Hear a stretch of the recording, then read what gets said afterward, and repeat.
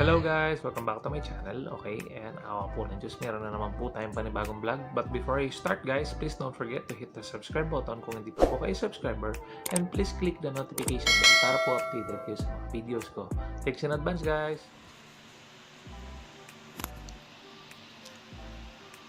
Hello guys! Welcome back to my channel. Okay, yan, awa po ng Diyos. Once again, meron na naman po tayong panibagong vlog. And this vlog is about this Fujidenso ref, no?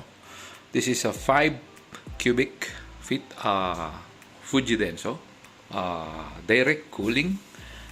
Yan, 2-door refrigerator, and it has a 3-star rating, 271 I mean, energy efficiency rating, no? Yan, no? Ayan ang model niya, guys, no? This is based on year 2023 and 16.20 kilowatt hour. Monthly na yun, guys, no? So, kung nagko-consume po kayo ng 10 pesos per kilowatt ang per kilowatt natin. So, kung kumo-consume kayo ng 10 pesos, kung yung rating ng electric company ninyo or electric provider ninyo is 10 pesos, ang kinukonsume po nito sa isang buwan ay 160 pesos, no? Again, syempre, yan, tentative yan. Depende po yan sa load ng ating ref, no? Ganun kaganda yung pinagmamalaki ng ating Fujidenso ref, no? Okay, so it arrived, nandiyan pa yung mga plastic, no, guys? By the way, this was bought in Shopee, no? I bought it at around 9.8. Naka-sale lang siya noon, guys. Tapos 0% interest for 6 months, no? Ayan. So alam ko nasa 1 plus yung monthly nito, 1,004, mga ganun. So for 6 months, 0 interest siya, and it arrived safe and secured, no? Wala man siyang guys, wala man siyang bubble wrap nung dumating. Naka-box lang siya. Tapos actually, if I may, parang meron bubble wrap, pero parang napakanipis lang, no? So it's the flagship store yung binilang ko, Fujidenso official, I mean. So ayan. So this is how it looks like, no? Ayan. So, siguro ang height nito is nasa more or less mga between 4 to 5 feet, no? Hanggang ko siya, guys. My height is 5'8", no? Nasa nasa may dibdib ko siya. So, okay na okay sa akin yun. Kasi, guys, dapat ang bibilin ko dapat yung mas maliit lang. Kaso nga lang, napag-isip-isip ko, mas maganda pa rin yung separate yung freezer and separate yung chiller, no? Ayan. So, ayun. Ano pa bang i-review natin siya, no? Ayan. So, ganito siya, guys. Reversible to, guys. Pwede nating, yung pinto, no? Pwedeng dito yung bukasan. Pwedeng ganunin. Ilipat lang itong opening niya, no? Pero, but then, ayaw ko siyang galawin, no? Kaya, dyan lang siya. Ganyan na lang ang opening niya. As well as with this one. Ayan, guys. So, reversible. Merong opening dito. Pwede mong i-connect dito yan, no? And then ayan, so tingnan muna natin yung loob niya. By the way, this comes with the free ice chest. Ayan, ito, guys, yung parang maliit na ice block maker, no? And ayan, so this is the freezer, no? Ayan. Okay, so magdi-defrost tayo dito siguro once in 2 months lang. Hindi naman gaanong guys, hindi naman siya gaanong actually, hindi ko alam bakit may yellow dito. There's no need kasi meron naman na tayong ganito. So, ito pa yung magkukos ng rito ng freezing, no? Ayan. Pero, mamaya na yan. Gagawin ko yan mamaya, guys. So, ayan. Usually, bumibili kami sa araw-araw is 4 kilos, 5 kilos. Pero, I think kahit 10 kilos na meat, chicken, beef, kasyang-kasya dyan, guys, no? Pero mas maganda pa rin kasi, guys, yung merong tayong konting space para mag-circulate ng maayos ang ating freezer, no? Ayan. So, yan, that's how it looks like, no? Yan ang aking kamay, no? So, maluwag na maluwag, guys, no? Maluwag na maluwag. Okay. So, then yung chiller naman natin, ito. Nandito yung ano niyan, guys. Nandito yung temperature control. Ayan. Ayan, no? It can stack up so many things, no? Ayan. Meron tayong lagayan ng itlog dito, mga kung ano-ano. Then, you have this side pockets, no? Ng pinto. Then, ayan guys, yung pwede tayo maglagay ng mga wine, ng ano kung ano mga beverages, no? And this is the, ayan guys, yung ano niya. Ayan yung temperature, ano niya, no? And, ayan, no? That's how it looks like, no? Yung lagayan ng vegetable, medyo maliit lang. Ayan guys, so, yan na yan, maximum na yan guys. Sobrang liit niyan. No? Pero, it's fine. Okay na sa akin yan.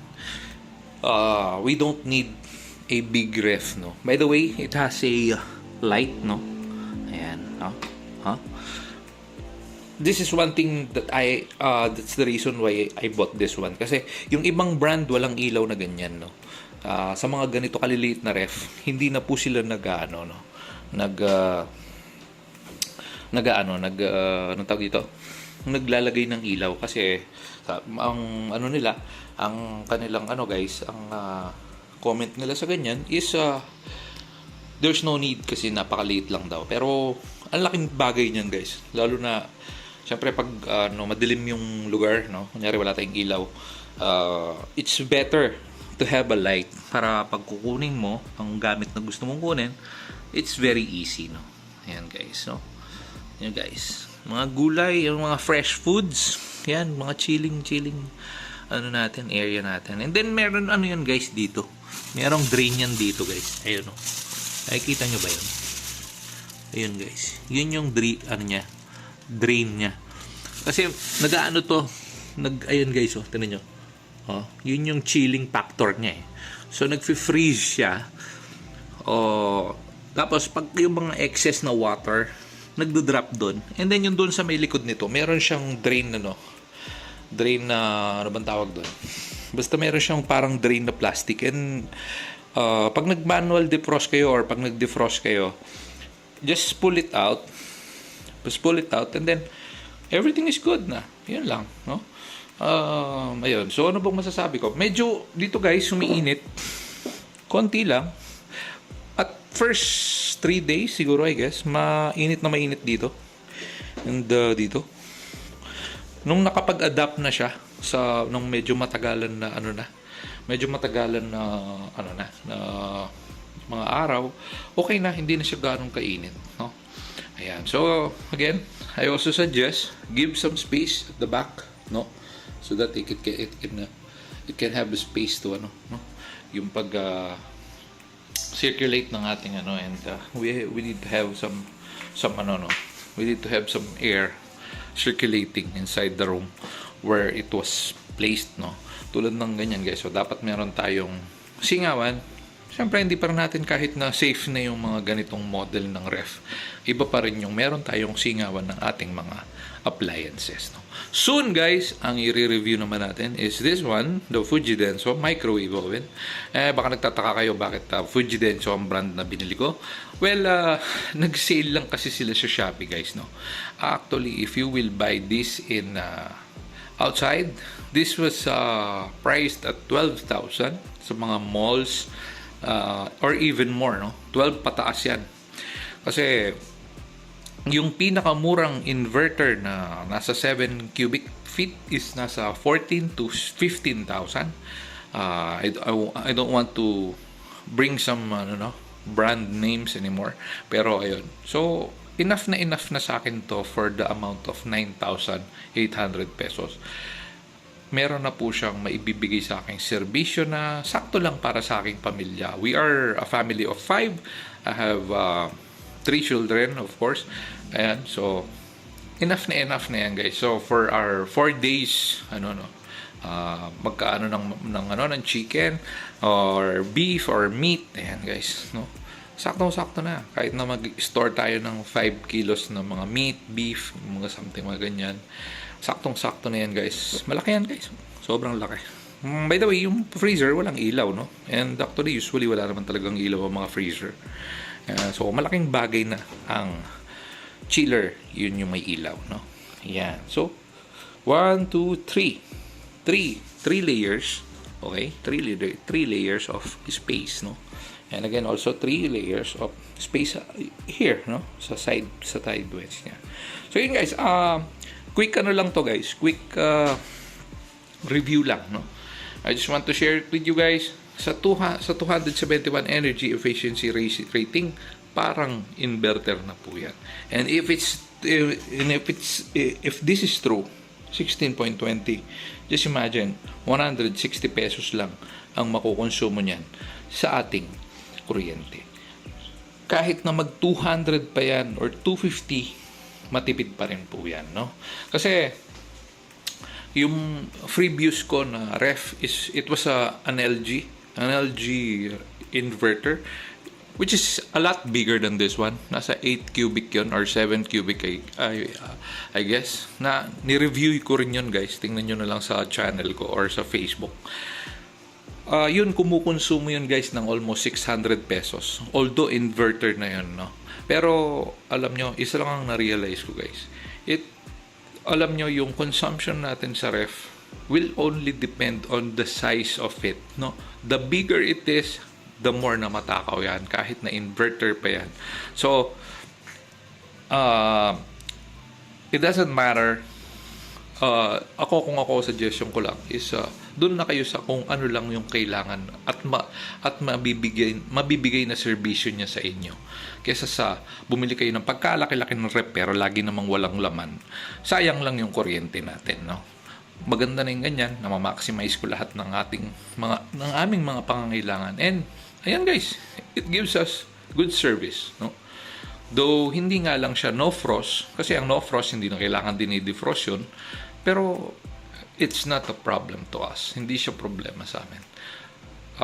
Mas okay pa nga na ganyan na lang, so that exercise na lang guys kung once in 2 months or once a month or even once a month na mag-defrost tayo. Kaya nga binilang ko rin siya ng ganyan, ng stand niya na ganyan. I also bought that in Shopee, no? Stand yan ng mga ref, ng mga washing machine na automatic. And ang laking tulong. I-move ko lang yan tapos i-diretso ko lang doon para mag-drain yung kung ano man ang kailangan ni drain pag dinifrost ko na siya. By the way, this is 2 weeks type of review, no? 2 weeks na po sa amin ng ref na ito. Kabibili lang. So, ayan. So, for now, I guess this is it. Thanks for watching. Keep safe, everyone. Thanks be to God. Bye for now. Bye!